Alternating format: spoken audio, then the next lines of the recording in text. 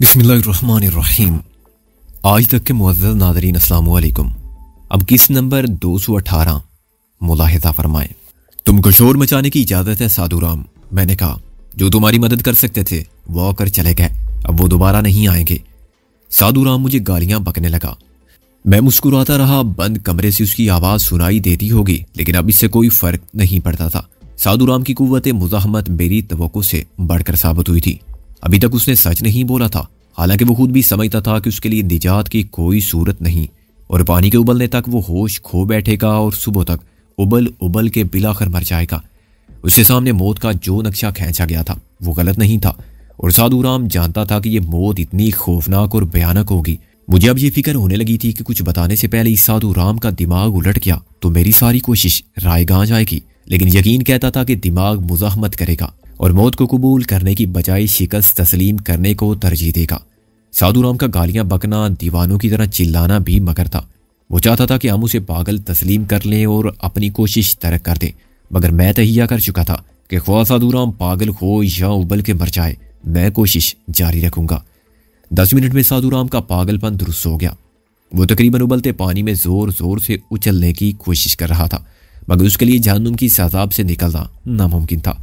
उसकी खाल का रंग अजीब सा हो गया और उसने अपने घुटने यकीनन जख्मी कर लिए होंगे। मिलाकर उसकी दर्दनाक चीखों का सिलसिला रुक गया और वो नीम बेहोशी की आलम में कराने लगा। मैं सब कुछ बताऊंगा, मैं बताऊंगा, जो पूछोगे सब सच। उसने गर्दन को इधर उधर यूं मारना शुरू किया कि उसका सर ड्रम की चादर से टकराने लगा और गर्दन के गिर्द जख्मों के हल्के गहरे हो गए। मैंने उसे बाहर निकालने का हुक्म दिया। उस्ताद टेडी और चंद माई ने उसे खींच कर बाहर निकाला और फर्श पर डाल दिया। उसके जिस्म पर ठंडे पानी की एक और बाल्टी डाली गई तो उसे होश आ गया, लेकिन वो उसी तरह पड़ा रहा। हाथ पैरों की रस्सी खोल देने से भी कोई फर्क नहीं पड़ा और वो बड़े मुजीका खेज अंदाज में मुड़ा हुआ लेटा रहा और कराता रहा। मैंने झुककर उसकी खाल को छुआ तो वो चिल्लाया, यूं जैसे मैंने उंगली नहीं उसे अंगारा छू दिया हो। उसकी खाल कच्ची पड़ गई थी, उस पर से सारे बाल उतर गए थे और आहिस्ता आहिस्ता वो खाल आंवला बनने लगी थी। बोलो साधु राम। मैंने कहा, तुम्हारे पास असला लेकर कौन आता था, उनके नाम बताओ। वो 2 आदमी थे। साधु राम ने बड़ी मुश्किल से कहा और चुप हो गया। शाबाश, नाम बताओ उनके। नाम पते बता दोगे तो तुम्हारा काम खत्म, फिर तुम्हारा इलाज किया जाएगा, तुम्हें आराम का मौका मिलेगा और जब तुम बिल्कुल ठीक हो जाओगे तो तुमको जाने की इजाजत होगी। मैंने कहा, तुम आजाद हो जाओगे, नहीं बताओगे तो हम फिर तुम्हारा सूप बनाएंगे। फिर वो मुर्दे की तरह लेटा तो मैंने उसके बाजू में चुटकी भरी। वो तड़पा और चिल्लाया, मगर मैंने उसे नहीं छोड़ा। बताओ साधु राम, असला कौन लाता था, तुमसे पैसे कौन वसूल करता था? बोलो बोलो वरना मार डालूंगा। वो चौधरी दिलावर के आदमी थे। साधु राम तड़पते हुए बोला। मैंने बाजू का गोश्त छोड़ दिया। क्या तुमने चौधरी दिलावर को देखा है? उसने जोर जोर से सर को दाएं बाएं जुम्बश दी। मैंने उसका सिर्फ नाम सुना था, क्या तुमको उसके ठिकाने का इल्म है? मैंने कहा, नहीं, मेरा वास्ता सिर्फ 2 आदमियों से पड़ता था। साधु राम बोला, उनमें से एक उस्ताद पिटरू था और दूसरा। मैंने कुछ और देर इंतजार करने के बाद कहा और उसकी रान पर जोर से चुटकी नोची। दूसरा एक सब इंस्पेक्टर है, परवेज विक्टर। वो चिल्लाया, क्या ये परवेज विक्टर किसी डीएसपी सिराज का हवाला देता था? मैंने कहा, हाँ, उसका नाम मैंने कई बार सुना, मगर मैंने उसे देखा नहीं। वो बोला, उस्ताद पीडू का हुलिया बताओ। मैंने कहा, साधु राम ने उसका जो हुलिया बताया वो बिल्कुल ठीक था। इस हुलिये का दूसरा आदमी हो ही नहीं सकता था। क्या उस्ताद पीडू ने कभी सिकंदर बख्त, मोहसिन या राबिया का नाम लिया? मैंने कहा, सिकंदर बख्त का नाम वो अक्सर लेता था। कहता था कि उसके बाप को ना मारते तो बेटा आसानी से काबू में आ जाता, और वो कहता था कि सिकंदर बख्त के टुकड़े अपने कुत्तों के सामने ना डाले तो पीडू नाम नहीं है। वो बोला, राबिया या मोहसिन, उस्ताद टैडी या शैला का कभी नाम नहीं लिया उसने? मुझे याद नहीं, कभी लिया होगा तो मैंने गौर नहीं किया था। साधु राम बोला, ये उस्ताद पीडू कहाँ रहता है? मैंने कहा, इसकी गाड़ी का नंबर बताओ। मुझे नहीं मालूम कि वो कहाँ रहता है। साधु राम बोला, गर्म पानी की एक प्याली में 2 चमचे नमक के घोल कर लाओ। मैंने टैडी को हुक्म दिया। टैडी ने तामील की। जरा दिमाग पर जोर दो। मैंने नमक मिला हुआ पानी साधु राम की गर्दन के जख्मों पर टपका के कहा, उसका कोई पता ठिकाना है? साधु राम बिल भिला के तड़पा। उसके घुटने जो अब तक मुड़े हुए थे सीधे हो गए। वो कल आएगा पैसे लेने। जिस दिन जगन्नाथ माल ले जाता था उसके तीसरे दिन वो आता था, या परवेज विक्टर आता था। साधु राम ने रोते और खामते हुए कहा। उसका सांस धोखनी की तरह चल रहा था और वो नशे में महसूस होता था, मगर ये बेहोशी नाकाबिले बर्दाश्त जिस्मानी तकलीफ का नतीजा थी। वो अब नहीं आएंगे। उन्हें मालूम हो चुका होगा कि साईं पापड़ वाले का अड्डा तबाह हो चुका है। मैंने कहा, उनका दूसरा ठिकाना बताओ। वो एक एम्बुलेंस नंबर LRZ7060 साधुराम का रहा। उस पर रेड क्रॉस का जाली निशान है। असला उसी एम्बुलेंस में आता है। माइक्रो बस है फॉक्स वैगन की, ऊपर घूमने वाली लाइट है। उसे कोई नहीं रोकता जब वो साइरन बजाती हुई गुजरती है। उसे परवेज विक्टर का भाई चलाता है। उनकी बहन नर्स के लिबास में साथ रहती है, सोनिया विक्टर। माशाअल्लाह, पूरा खानदानी गद्दारी में सनद रखता है। मेरे दिली दिल में मुजरिमों के हुस्ने इंतजाम को सराहा। वाकई जब कोई एम्बुलेंस साइरन बजाती गुजरती है तो सब लोग सहम कर एक तरफ हो जाते हैं और रास्ते खुले छोड़ देते हैं। जो जिंदगी की नेमत से बेरा दर होते हैं। साइरन मौत की आवाज बनकर डराने लगता है और एहसास दिलाता है कि ऐन इस्लाम में जब जिंदगी की सारी गहमा गहमी उरूज पर है। बच्चे स्कूलों में आने वाले दिन के मसाइल से निबर्द आजमा होने का दर्स ले रहे हैं। दफ्तरों में कलम और टाइप राइटर चल रहे हैं तो फैक्ट्रियों में मशीनें और दुनिया भर की सड़कों पर कारवाने खयात रवान तमा है। तो एक आदमी जिंदगी और मौत की कशमुकश से दो चार है और जब एम्बुलेंस गुजर जाती है तो वो सोचते हैं कि न जाने इस कशमुकश में जीत किसकी होगी और फिर अपनी सेहत और जिंदगी के एहसास से उनका दिल भर जाता है। वो खुदा के शुक्र गुजार होते हैं कि इस वक्त जो एम्बुलेंस गुजरी थी इसमें वो खुद नहीं थे और उनका अपना प्यारा कोई नहीं था। एम्बुलेंस इंसान और मौत के दरमियान जिद्दोजहद की अलामत है और इससे उम्मीदें जीस वाबस्ता है। बेशक मुजरिमों ने बहुत चालाक होने का सबूत दिया था और बेहद जहानत से काम लिया था। न जाने क्यों मुझे ख्याल आया कि ये भी चौधरी दिलावर के शैतानी ज़हन की फितानत होगी। वो ड्रामे करने का माहिर था और एम्बुलेंस भी एक चलता फिरता ड्रामा थी। इसको एक भाई चलाता था। बहन उसमें नर्स के फराइज सरंजाम देती थी और पिछले हिस्से में रहती थी। भाई से सिस्टर सोनिया कहता होगा तो बिल्कुल ठीक कहता होगा। वो तीनों भाई बहन एंग्लो इंडियन क्रिश्चियन है, चुनाचे अंग्रेजी फर बोलते होंगे। अगर कभी किसी ने गलती से या शक की बिना पर एम्बुलेंस को रोका होगा तो अकबी हिस्से से सफेद वर्दी वाली नर्स ने अंग्रेजी में शोर मचा दिया होगा कि खुदावंद यसू मसीह से डरो, 1 मिनट की देर होगी तो तुम भी मारने वालों में शुमार किए जाओगे। और मुमकिन दरमियान में स्ट्रेचर पर सफेद चादर ओढ़े मरीज को लेटा देखकर देखने वाले दहल गए हों। हालांकि चादर के नीचे राइफलें होंगी और सीटों के नीचे दस्ती बम। साधुराम अब बेहोश हो चुका था और उस्ताद टैडी के साथ चंद माई मुंतजिर था कि मैं कुछ कहूं। बिलाखिर टैडी ने हिम्मत की, अब क्या करना है सर? वो खनकार कर बोला, कुछ नहीं, अभी इसे चारपाई पर डाल दो। मैंने कहा, जब होश में आएगा तो देखेंगे। चंद माई और उस्ताद टैडी ने साधुराम को टांगे और हाथ पकड़कर उठाया और बिस्तर पर डाल दिया। उसकी खाल नर्म और चिकनी हो चुकी थी, जैसे उस पर गोंद मल दिया गया हो। उसका रंग भी सफेद पड़ गया था और साधुराम की शक्ल बहुत डरावनी लगती थी। तुम अब जाओ चंद माई, मैंने कहा। ये टैक्सी छोड़ जाओ और अगर सुबह टैक्सी सड़क पर खड़ी हुई ना मिले तो घबराना नहीं। तुम्हें गवर्नमेंट की तरफ से पूरे दिन का किराया मिलेगा। मैंने 100 का एक नोट उसकी तरफ बढ़ाया। नहीं जनाब, मैं कुछ नहीं लूंगा इस काम में, वो बोला। ओए रख लो, मैंने डांट कर कहा। मैं अपनी जेब से कुछ नहीं दे रहा हूं और तुम गवर्नमेंट के लिए कुछ करोगे तो क्या गवर्नमेंट तुम्हारे लिए कुछ नहीं करेगी? तुमको हमने बेगार में नहीं पकड़ा है। बस ये ख्याल रखना कि मामला मुल्की सलामती और राजदारी का है। अगर तुमने अपनी बीवी से जिक्र किया तो बहुत बड़ी बेवकूफ़ी होगी। तौबा जी, और उस जात को राज की बात बताने का मतलब है बात को लाउड स्पीकर पर नशर करना। चंद माई बोला, राइट। बीवी तुम्हारे सर की कसम खाए या बच्चों की जान की, उस पर भरोसा नहीं करना है। और कोई दोस्त कितना ही पुराना और काबिल एतमाद क्यों ना हो, उसे भी कुछ नहीं बताना। ये कि हम कौन है और क्या करते हैं। लेफ्टिनेंट बनने की खुशी में बेकाबू मत हो जाना, वरना पहुंच जाओगे जेल के पीछे। और वो आम जेल नहीं होगी। लाहौर के शाही कले के नीचे जाने वाले बहुत कम ऊपर आते हैं। हाँ, अगर तुमने तरबियत के मरहले तय किए तो तुम्हारी सिफारिश मैं खुद करूंगा। और जब तुम लेफ्टिनेंट बन जाओगे तो सबको पता चल ही जाएगा। साल भर की बात है, मगर साल में एक दिन की गलती तुमको डिसक्वालीफाई करा देगी। आखिरी दिन भी गलती की तो सब खत्म।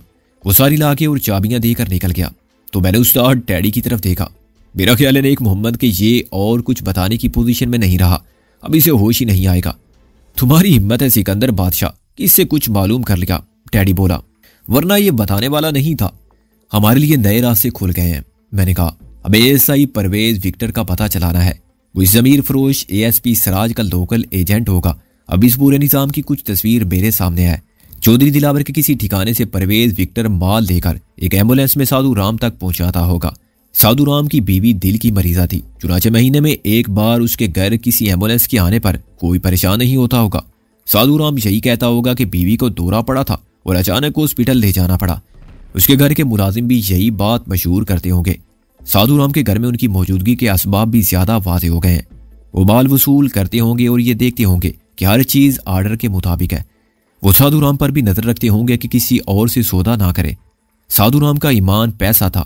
कोई कर्नल जगन्नाथ से ज्यादा देने वाला मिल जाता तो साधु राम पसो पेश ना करता, मगर उसकी निगरानी करने वाले वहां इसलिए रखे गए थे कि साधु राम को बदअदी ना करने थे। और फिर साधु राम के घर से वो माल सेवक और उसके दोनों साथी दिलरुबा के अड्डे तक पहुंचा देते होंगे। मगर तुमने माल किसी ट्रक में आते देखा था? टैडी बोला। हाँ, वो जरूरत के वक्त ट्रक मंगवा लेते होंगे। उनके पास वायरलेस होगा या टेलीफोन। मैंने कहा, पैगाम मिलते ही कहीं से ट्रक आ जाता होगा। सिकंदर बादशाह, अभी तुमने उससे कहा था कि वो इंडियन ट्रक था, अशोक टाटा का। वो मैंने अंधेरे में तीर चलाया था, जो निशाने पर लगा। मैंने कहा, गालबन एम्बुलेंस के 2 फेरों में जितना सामान साधु राम की हवेली में जमा होता होगा वो एक ट्रक में साईं पापड़ वाले के डेरे पर पहुंचा दिया जाता होगा। वहां से दिलरुबा अपने कर्नल जगन्नाथ को सिग्नल देती होगी कि डिलीवरी हो गई है। क्या हो गया है? उस्ताद टैडी ने गड़बड़ा के कहा। हर महीने? मैं बेइख्तियार खनसा। मेरा मतलब था कि वो सामान वसूल हो जाने की इतला देती होगी और कर्नल जगन्नाथ अदायगी करने आ जाता होगा। माल देखता होगा और रकम दिलरुबा को दे जाता होगा। उसके बाद किसी वक्त सरहद पार से ट्रक आता होगा और ये माल लोड करके ले जाता होगा। सरहद पार करने में एक तरफ से तो कोई दुश्वारी नहीं, दूसरी तरफ हमारे दुश्मनों के यार एसपी सराज मौजूद हैं। वो अपनी वतन फरोशी की कीमत वसूल करके ट्रक को बाहिफाजत दूसरी तरफ पहुंचाते होंगे और जब दूसरी तरफ से माल मिल जाने की इतला दिलरुबा को मिलती होगी तो वो अपना कमीशन काट कर साधु राम को अदायगी कर देती होगी। साधु राम अपना कमीशन वज़े करके बाकी रकम परवेज विक्टर को देता होगा, तो इस रकम को चौधरी दिलावर तक पहुंचाता होगा। परवेज विक्टर की फैमिली भी या तो कमीशन लेती होगी या चौधरी दिलावर की मुलाजिम होगी।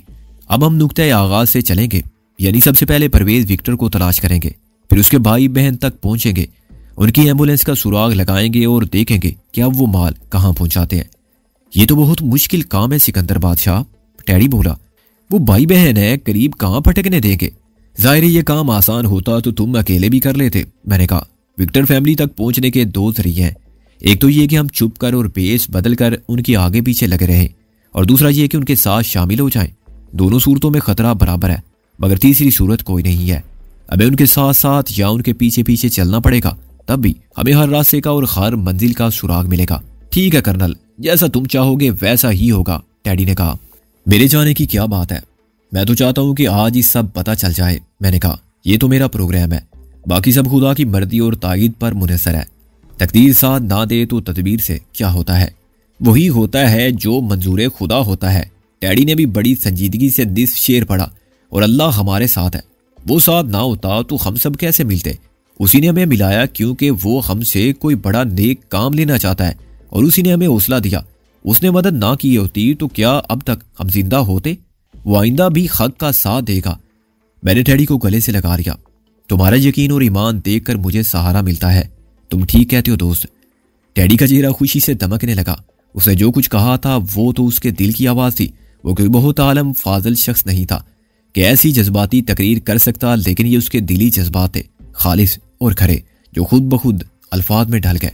अब इसका सोचो सिकंदर बादशाह, ये कहीं मर ही ना जाए। टैडी ने कहा, मुझे भी ऐसा ही लगता है कि ये मरने वाला है। मैंने कहा, चलो इसको दुनिया के अजाब से निजात दिला दे। दुनिया को इसकी और इसे दुनिया की जरूरत नहीं रही। हम दोनों ने मिलकर साधु राम को उठाया और बाहर खड़ी टैक्सी की डिक्की में डाल दिया। फिर मैं पीछे बैठा और उस्ताद टैडी ने ड्राइविंग शुरू कर दी। टैक्सी सड़क पर आई और मैंने टैडी को दरिया की समत चलने को कहा।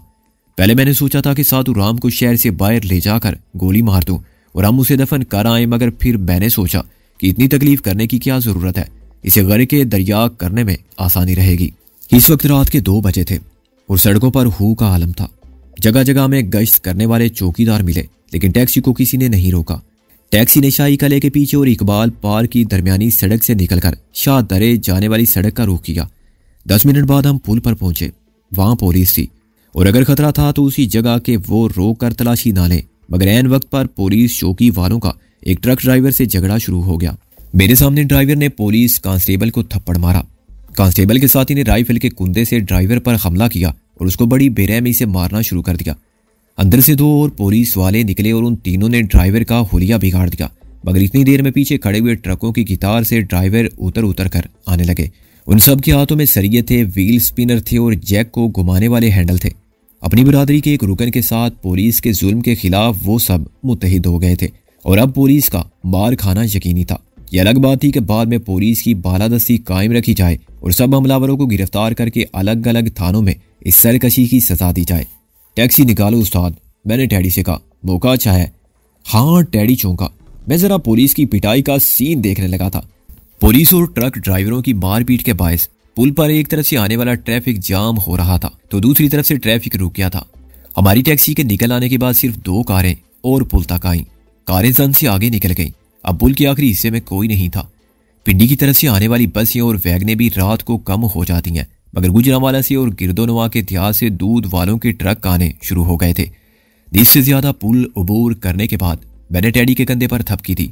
यहाँ रोक लो उस्ताद, इस तरह के डिकी साए में रहे। मैंने कहा, खुद बोनट खोल के खड़े हो जाओ। टैडी ने गाड़ी किनारे पर रोकी और गियर को न्यूट्रल रखा। थोड़ा सा धकेलने से डिकी एक शैतीर के साए में आ गई। टैडी ने मुझे चाबी दी और खुद बोनट खोलने चला गया। मैंने आसपास का जायजा लिया और फौरन डिकी में चाबी लगा दी। इसका पिछला हिस्सा उठ गया। मैंने साधुराम को खींचकर निकाला और कंधे पर डाल दिया। अब भी इधर उधर देखने का वक्त नहीं था। मुझे जो कुछ करना था कम से कम वक्त में करना था। मुखालिफ सम से कोई गाड़ी नमूदार हो जाती तो हेडलाइट्स की रोशनी सीधी मुझ पर पड़ती। मैंने साधुराम को एक अमूदी शैतीर पर रखा और खुद ऊपर चढ़ के दूसरी जानिब उतर गया। एक बार फिर उसे कंधे पर डाला और दूसरे शैतीर पर रख दिया।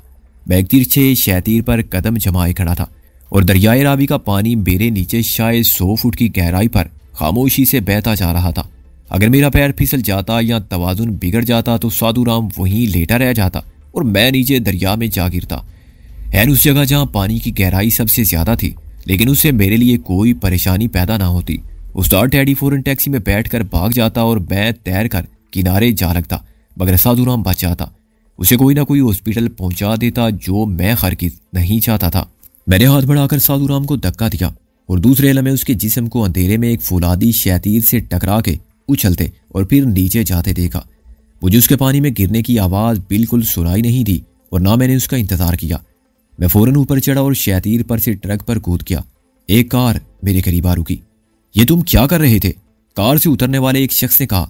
वो मुझे यूं घूर रहा था जैसे मैं तकरीबकार हूं। मैं कोई अच्छा काम नहीं कर रहा था। मैंने अंग्रेजी में जवाब दिया, ये टैक्सी घंटा भर से खराब पड़ी है और यहाँ कोई बाथरूम नहीं है। मैं कब तक बर्दाश्त करता? इधर से ट्रैफिक बंद पड़ गया। वो आदमी हंस पड़ा। मैं समझा तुम खैर, आई एम सॉरी।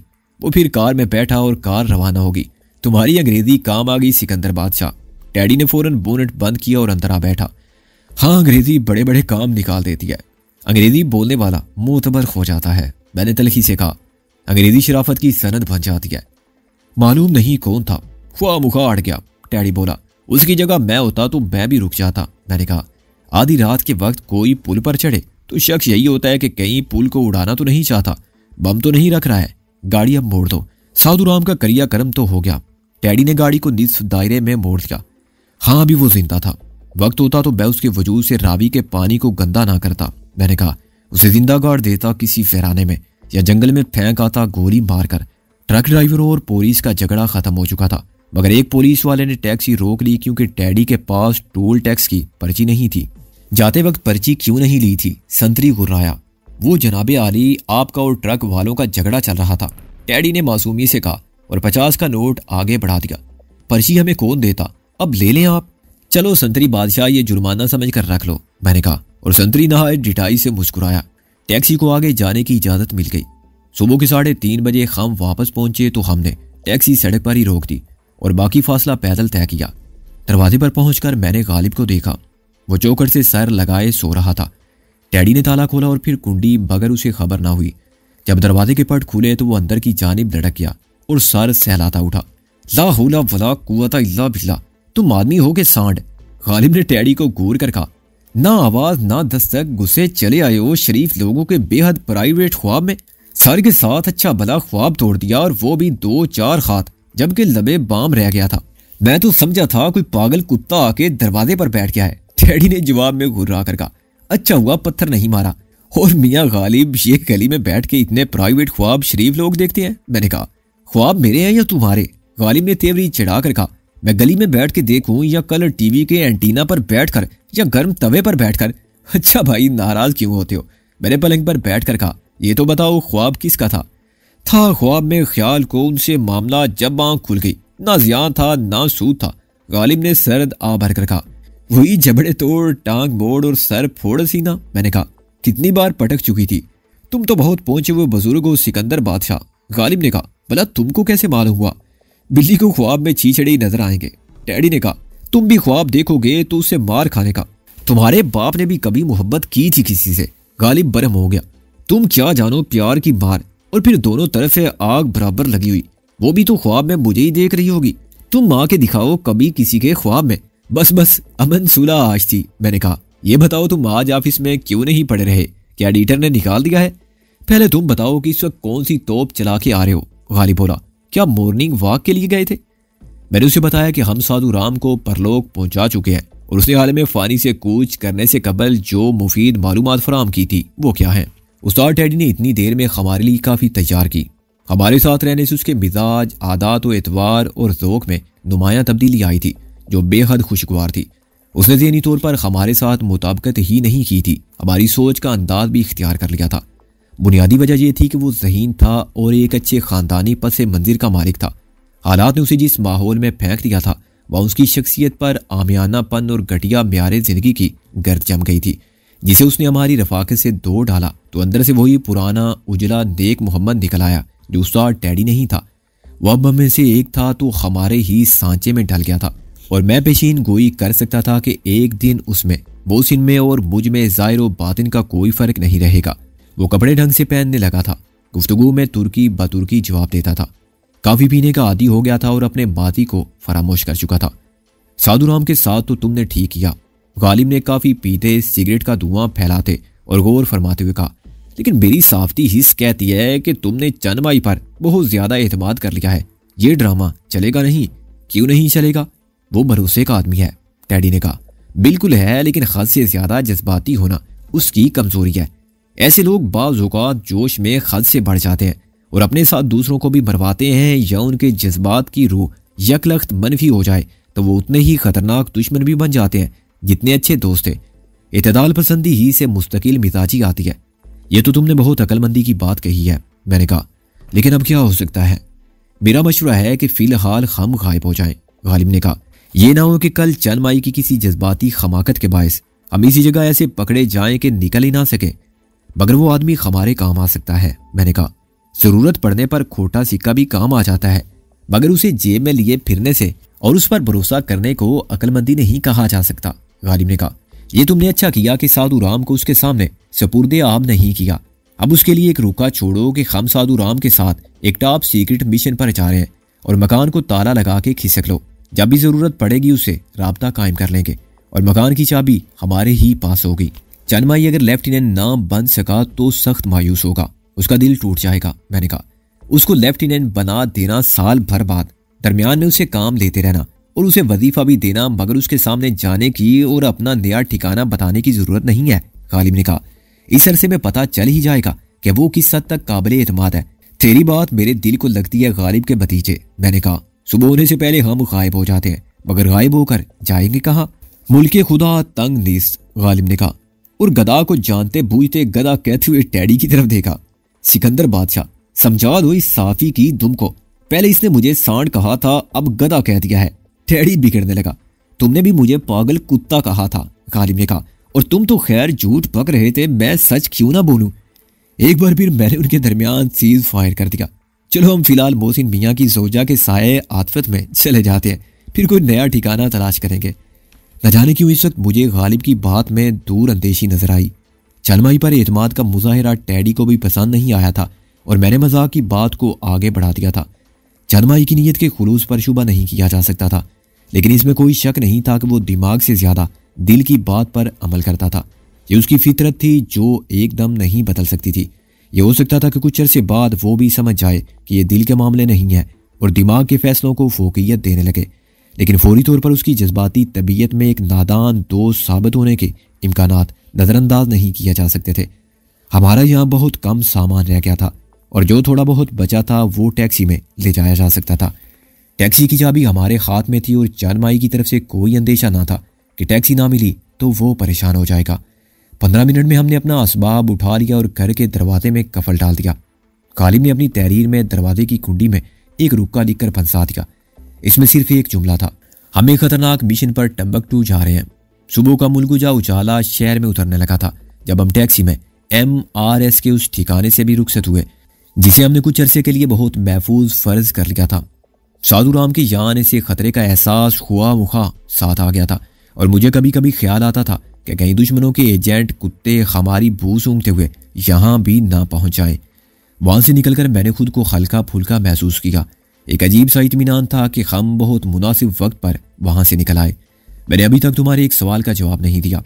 गालिब ने ऊँगते ऊँगते सर उठा के कहा, सवाल बताओ, पहले तुम जवाब बताओ। मैंने कहा, मैं सवाल दोबारा बना लूंगा। मैं जो ऑफिस की मेज पर लंबी तान के सोने का आती हूँ, गालिब बोला, और अखबार की आखिरी कॉपी चले जाने के बाद एडिटर को शब खैर तक नहीं कहता, सुबह से पहले इस दर पर क्यों आ पड़ा था? हाँ, यही मेरा सवाल था। मैंने कहा, तुम्हें एडिटर ने बाहर फेंकवा दिया होगा कि रात को दफ्तर में कूड़ा करकट नहीं रहना चाहिए। कभी ऐसा हुआ तो तुम देखोगे कि बाहर कूड़े के ढेर पर एडिटर पड़ा नजर आएगा। गालिब बोला, मुझे तो एक पैगाम मिला था, बल्कि मैं यूं कहूं कि मेरे लिए किसी का पैगाम आया था तो ज्यादा रोमांटिक बात होगी। उसने मुझे अल्टीमेटम दे दिया है। किसने? नाजू ने। मैंने कहा, क्या कहा है कि आदमी बन जाओ वरना आग कर दूंगी। उसने कहा है कि शाम 4 बजे तक मुझे हॉस्पिटल से ले जाओ। गालिब ने कहा, वरना आधे हॉस्पिटल को तबाह करके निकल जाऊंगी और फिर तुमको अखबार के दफ्तर आके तबाह कर दूंगी। मैं बहुत सख्त दहशत ज़दा हूँ।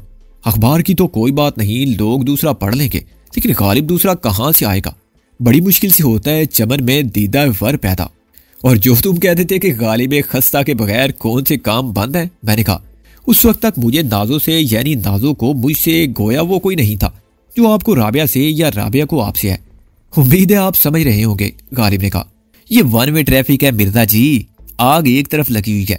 तुमने कभी नाजो के मुंह से कुछ सुना? मैंने कहा, जो सुना है वही तो सुना रहा हूं, इससे बड़ा सबूत और क्या चाहिए? वो बोला, भाई उसने सिर्फ मुझे ही पैगाम क्यों भेजा?